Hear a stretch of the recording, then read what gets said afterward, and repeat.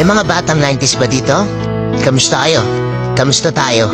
Alam niyo, sa totoo lang tayo may pinakamasayang kabataan. Tayo yung mga kabataan noon na napakababaw ng paligayahan. Tayo yung mga batang batak sa arawan kahit napagalitan ng magulang. Okay lang basta makipaglaro sa mga kaibigan.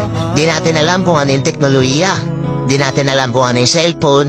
Di natin kilala si Coco Melon. Kontento na tayo sa mga laruan natin at sa kung ano yung meron. Tayo yung mga batang halos makompleto natin lahat ng laruan sa Jollibee at McDo. Bumibili tayo ng tig-pipisong laruan baka sakaling may laruan dun sa loob. Naalala nyo? Noong mga panahon, naghahanap pa tayo ng gagamba kung saan-saan. Naghahanap tayo ng mga saka ng puno para makipaglaro ng baril-barilan. Kukuha tayo ng gulong sa tabi-tabi tapos paggugulungin lang natin kung saan-saan.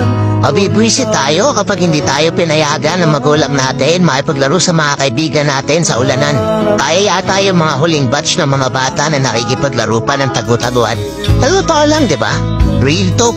Tayo yung mga simpleng batch ng mga bata. Tayo yung mga batang napakasimple lang ng kaligayahan. Pero yung mga batang yun ngayon nagsilaki ka na. Nandito na tayo sa tunay na hamon ng buhay. Yung struggle natin ibang-iba. Pero magtataka ka, yung mga bata ngayon iba na rin sila. Yung mga bata ngayon feeling nila mas magaling pa sila sa magulang nila. Yung mga bata ngayon nagre-rebelde agad kapag hindi na pagbigyan yung mga simpleng gusto nila.